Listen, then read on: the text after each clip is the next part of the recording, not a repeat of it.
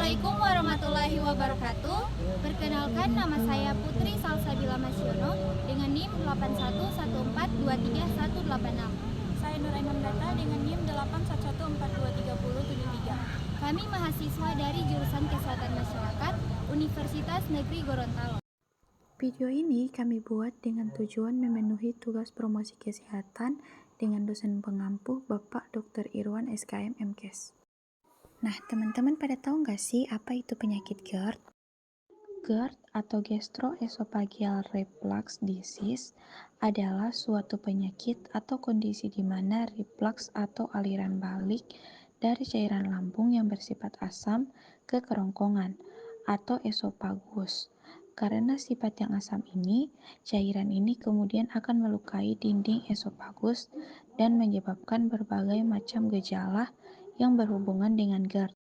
Antara gaster dan lambung dengan esofagus terdapat sphincter atau klep, yaitu layar esophageal sphincter yang mencegah aliran balik dari isi lambung ke esofagus.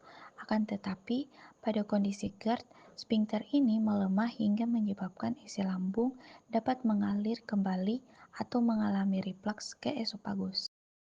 Yang kita ketahui bahwa mukosa gaster memiliki pertahanan terhadap cairan asam lambung.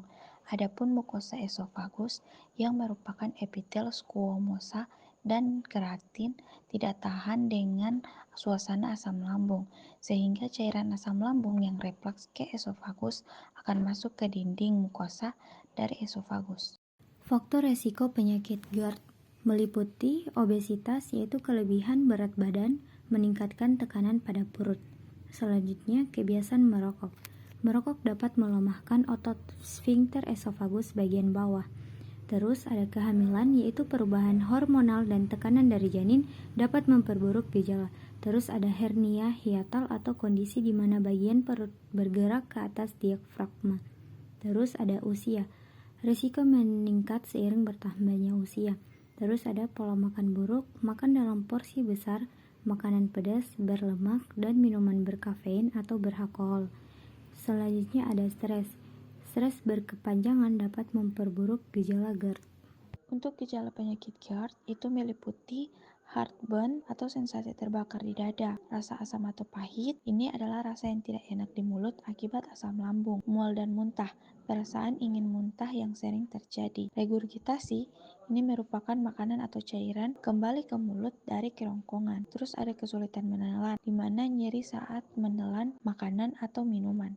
Lalu ada batuk kronis, iritasi tenggorokan yang menyebabkan batuk, dan terakhir ada suara serak dan sakit tenggorokan akibat iritasi dari asam lambung. Nah, untuk mencegah penyakit GERD, Anda dapat melakukan langkah-langkah berikut.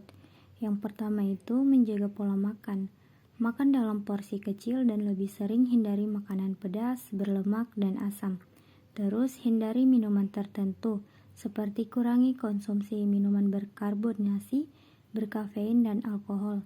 Terus ada jaga berat badan ideal, yaitu menurunkan berat badan jika obesitas dapat mengurangi tekanan pada perut. Terus ada olahraga teratur, jadi aktivitas fisik dapat membantu menjaga kesehatan dan mencegah obesitas. Terus lakukan posisi tidur yang baik, tidur dengan kepala lebih tinggi untuk mencegah reflux. Yang terakhir itu hindari merokok, berhenti merokok untuk meningkatkan fungsi otot sphincter esofagus. Untuk pengobatan penyakit GERD sendiri itu melibatkan kombinasi perubahan gaya hidup dan penggunaan obat-obatan. Di antaranya, yang pertama, diet sehat. Hindari makanan pemicu seperti makanan berlemak, pedas, dan asam. Yang kedua, porsi kecil. Makan dalam porsi kecil tetapi lebih sering. Yang ketiga, posisi tidur. Tidur dengan kepala yang lebih tinggi atau menggunakan bantal. Yang keempat, hindari berbaring setelah makan. Tunggu setidaknya 2-3 jam sebelum berbaring. Dan yang terakhir adalah berhenti merokok. Menghindari merokok dapat memperbaiki kondisi.